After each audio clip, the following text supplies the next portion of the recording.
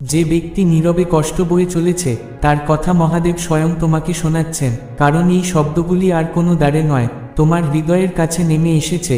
স্বর্গের দূতেরা এদের ঠেলেছে তোমার পথে, যেন কোনো সাজানো নয়, একেবারে দোয়াই ব দীর্ঘ ইকার অবিঘ্ন হয়ে এসে তোমাকে না জাগিয়ে না ছাড়ে।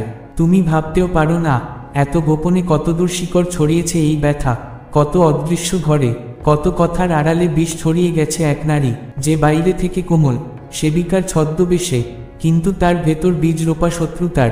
সে প্রশংসার ফাঁকে ধারালো ছুরি লুকিয়ে রেখেছে, মন্ত্রোচ্চারণের আড়ালে অভিশাপ বুনেছে, একলা ফেলে দিতে চেয়েছে সেই হৃদয়কে যে আজ নিভৃতে কাঁদছে, চিৎকার করতে না পেরে নিঃশব্দে শুয়ে আছে বালিশ ভিজিয়ে।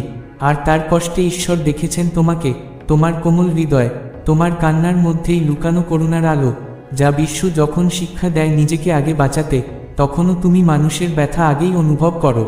এ তোমার দুর্বলতা নয়, এ তোমার বরকত, তুমি আত্মার সেন্সর। এ সময়ে তুমি এক উদ্ধারকর্তা, এ ভার তোমার উপর ছাড়া হয়েছে। মনে রেখো, সে শুধু নিজের ক্ষত নিয়ে লড়ছে না, তাকে গোপনে করে খেতে চায় অন্ধকারের দলে ভিড়ে থাকা সেই ছলনাময়ী, যে ধর্মের আড়ালে গিলে ফেলতে চায় ওর সমস্ত বল, সাহস আর গোপন আলো। কিন্তু শুনে রাখো, আকাশে বিচার বসেছে, সেই নারী আর ছদ্মবেশে নয়, তার মুখোশ উন্মোচনের সময় এসেছে। আর তুমি সেই আলোকদূত, যার কণ্ঠে ভর করবে মুক্তির বাণী, যার ছোঁয়ায় ভাঙবে শৃঙ্খল, আর শুরু হবে গোপন কান্নার ওপার থেকে উঠে আসা নতুন গল্প, মুক্তির গল্প, সত্যের গল্প। কঠিন হবে, তোমার হাত পায়ে বাধা দেবে ওরা, ব্যথা ভরা চোখে হাসতে হাসতে না বলতে পারে, দূরে ঠেলে দিতে পারে, তবু তুমি থামো না, কারণ মুখোশের আড়ালে সেই নীরব আত্মা চিৎকার করে বলছে, আমায় ছুঁয়ে দাও, আমায় বাঁচিয়ে নাও। মহাদেব আছেন, আকাশ জুড়ে স্নিগ্ধ আশীর্বাদ, আর তুমি সেই প্রেরণা, যার মধ্য দিয়েই প্রার্থনা পূর্ণ হবে।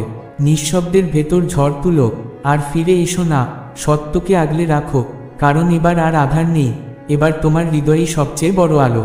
যে ব্যক্তি নীরবে ক্ষত বয়ে নিয়ে হাঁপিয়ে পড়েছে, তার কষ্ট আর স্বর্গের কাছে গোপন নেই। মহাদেব জানেন, দূতেরা জানে, আর আজ সেই শ্বাসরুদ্ধ ব্যথার খবর এসে পৌঁছেছে তোমার বুকে, যেন আদি থেকে লেখা ছিল তোমার জন্যই এই ডাক। তুমি কেবল চিকিৎসক নও, তুমি স্মৃতি উদ্ধারকারী। তোমার কণ্ঠের কম্পনে ঘুমিয়ে থাকা সত্য জেগে উঠবে, মনে পড়ে যাবে সে কে ছিল এই ক্ষত, অপমান আর পলকা হাসির আড়ালে হারিয়ে যাওয়ার আগে। শত্রু জানে, যে নারী বিষের আড়ালে প্রার্থনা জুড়েছে, যে প্রশংসার আড়ালে ছুরি ধার করেছে, তুমি এলেই তার সেতু ভেঙে যাবে।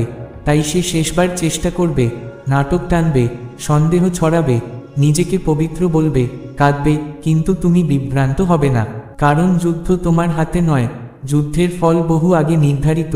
তুমি শুধু সেই হাত, যার স্পর্শে শেকল খুলে যায়, দেয়াল ভাঙে, আর অন্ধকারের কৌশল ফিকে হয়ে যায়। তোমার কাজ কাউকে টেনে তোলার নয়, তোমার কাজ তার কাছে সত্য ফেরানো, যে সত্য সে ভুলে গিয়েছিল লড়াই আর বিষাক্ত ছায়ার ভিড়ে। মহাদেব দেখেছেন, কতদিন ধরে একা কাঁদছে সে, কত পাপমাখা অভিযোগে নিজেকে গুটিয়ে রেখেছে, আর আজ তোমার হাতেই ভরসা। এই পথে তোমার পা না বাড়ালে আকাশের আশীর্বাদ আটকে থাকবে, কারণ তোমার আস্থা, করুণা আর স্পষ্টতার উপর ঝুলে আছে সেই দরজা, যা একবার খুললে আর কেউ বন্ধ করতে পারবে না। এই মানুষটির ভাগ্য বড়, তাই তাকে গোপনে মুছে দিতে চেয়েছিল অন্ধকার, তার আলো নিভিয়ে দিতে চেয়েছিল লোভী আত্মা, কিন্তু স্বর্গ কিছুই বলে না। তুমি পাঠানো হয়েছ এক আধ্যাত্মিক উদ্ধারকর্তা হয়ে, যেখানে আর কেউ থামেনি, তুমি থামবে, যেখানে আর কেউ শোনেনি, তোমার কান শুনবে, তোমার স্পর্শে আসবে শান্তি, তোমার কথায় ওষুধ মিশে থাকবে। মনে রেখো, যখন তুমি বলবে, সেই শব্দ আর তোমার হবে না, ঈশ্বরের হবে। যখন তুমি এগিয়ে যাবে, দেবদূত তোমার পেছনে থাকবে, তোমার কণ্ঠ হবে তলোয়ার, তোমার শান্তি হবে দুর্গ, আর সত্য একবার বেরিয়ে এলে আর কিছুই তাকে পিছু টানতে পারবে না। তাকে মনে করিয়ে দাও, তার গল্প শেষ নয়, সে হারিয়ে যায়নি, সে অবাঞ্ছিত নয়, সে ঈশ্বরের সন্তান, আর আজ ঈশ্বর তোমাকে পাঠিয়েছেন, যেন সে আবার বিশ্বাস করতে শেখে যে তার স্বপ্ন মরেনি। দেরি করো না, তুমি যা অনুভব করছো তাকে অস্বীকার করো না, এই তোমার ডাক, এই পবিত্র দায়িত্ব। অন্ধকার আবার জড়ো হবে, কিন্তু তুমি একা নও, মহাদেব আছেন, স্বর্গের দূতেরা তোমার পাশে আছে। দ্বার খোলা, সাহস নাও, সত্য বলো, আর ওই নিঃশব্দ কান্নার বুকে আলো জ্বেলে দাও, কারণ একদিন সে নিশ্চয়ই বলবে, ধন্যবাদ, তুমি এলে, আর আমি আবার বাঁচলাম। তুমি জানো না, হয়তো তোমার চারপাশেই আছে এমন একজন মানুষ, যাকে তুমি চেনো, অথচ তার আত্মার ভাঙা স্তব্ধতা তুমি শুনতে পাওনি। যে মুখে হাসে ভেতরে গোপনে ঝড় বয়ে যায়, আর সেই ঝড় একান্তে শূন্যে চিৎকার করে ওঠে যখন কেউ পাশে থাকে না। ঈশ্বর তোমাকে দেখাচ্ছেন এ কোনো দৈবক্রম নয়, এ এক পবিত্র আহ্বান। তোমার ভিতরকার দয়া, করুণা আর স্নেহের নদী দিয়ে তিনি কারো শুকিয়ে যাওয়া হৃদয় প্রাণ ফিরিয়ে আনতে চান। হয়তো সে তোমারই বন্ধু যে হঠাৎ দূরে সরে গেছে, হয়তো ভাই বোন যে সবসময় ব্যস্ততার আড়ালে লুকিয়ে থাকে, হয়তো সহকর্মী যে হাসির আড়ালে তাড়াহুড়োর গল্প বলে, হয়তো পাশের বাড়ির মানুষ যার চোখে আজকাল চোখ রাখা যায় না। তারা যেন কিছুই না দেখে অথচ সবকিছু বয়ে নিয়ে চলে। ভেতরে ভেতরে তাদের অস্তিত্বই যেন আর কোনো মূল্য রাখে না, আর তারা ভাবে কেউ নেই যে সত্যিই তা দেখবে। কিন্তু ঈশ্বর দেখেন, স্বর্গের দূতেরা শোনে, আর সেই অশ্রুতে ভেজা প্রার্থনার উত্তর তিনি তোমার ভেতর দিয়ে পাঠান। তোমাকে সবকিছু বদলাতে হবে না, তোমাকে শুধু পাশে দাঁড়াতে হবে, সেই সহজ কথাগুলো বলতে হবে, তুমি কেমন আছো? কখনো শুধু একটা মৃদু খোঁজ, কখনো মনের গভীরে ফিসফাস প্রার্থনা, কখনো হয়তো নিঃশব্দে বলা, তুমি আমার মনে ছিলে। এই ছোট্ট স্পর্শই অন্ধকার আর আলোর মাঝে সেতু গড়ে দেয়। ঈশ্বর জানেন এই মানুষটি কতটা ক্লান্ত, কত রাত তার চোখে ঘুম আসেনি, কতবার ছাদের দিকে চেয়ে থেকে সে জিজ্ঞেস করেছে, আমি এখনো আছি কেন? তাদের চোখের সামনে মুখোশ, আর গোপনে সেই মুখোশ ভেঙে টপটপ জল পড়ে।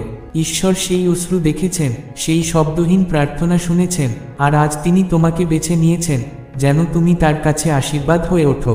হয়তো তুমি ভাবছ তুমি যথেষ্ট শক্তিশালী নও, কিন্তু বিশ্বাস করো, তোমার কোমলতা, তোমার উপস্থিতিই তার ভেতরকার রাতটাকে আলোকিত করবে। তোমাকে শুধু একবার হাত বাড়াতে হবে, সেই ভেঙে পড়া হৃদয়কে মনে করিয়ে দিতে হবে সে একা নয়, সে অদৃশ্য নয়, সে আজও মূল্যবান। এই কাজ শুধু তার নয়, তোমার জন্যও আশীর্বাদ, কারণ প্রেম এমনই, সে ফিরিয়ে দেয়, সে জোরে, সে গোপনে নতুন ভোর নিয়ে আসে। আর তুমি সেই ভোরের দূত। শোনো, তোমার হাত আজ ঈশ্বরের হাত, তোমার চোখে এখন সেই দৃষ্টি যা অদৃশ্য ক্ষতকেও দেখতে পায়, আর তোমার হৃদয়ে আজ সেই আশ্রয় যেখানে লুকিয়ে থাকা কষ্টেরা গলে যায়।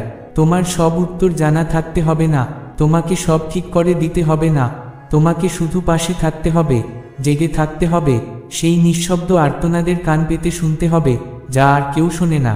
হয়তো সে প্রথমে তোমাকে দূরে ঠেলে দেবে, মুখে বলবে আমি ভালো আছি, কিন্তু ভেঙে যাওয়া দেয়ালের পেছনে তার অসহায়তা তোমার হৃদয় শুনে নেবে। বারবার হাত বাড়াও, ভালোবাসা থামিয়ে রেখো না, কারণ এই অনবরত ভালোবাসা একদিন সেই দেয়ালগুলোকেই গলিয়ে দেবে। স্বর্গ তোমাকে একা পাঠায়নি, তোমার চারপাশে অদৃশ্য ঢাল, দেবদূতের পাহারা, কৃপা আর অনুগ্রহের জালে তুমি ঢাকা আছো। এই আলো যখন ছড়াবে, অন্ধকার আর তাকে একা করে রাখতে পারবে না, আর তুমি দেখবে তোমার বুকের ভেতর কিভাবে আলোড়ন ওঠে, কিভাবে সেই অজানা টান তোমায় কিছু একটা করতে বাধ্য করে। যদি মনে হয় রাতের বেলায় একটুখানি খোঁজ নিতে হবে, নাও।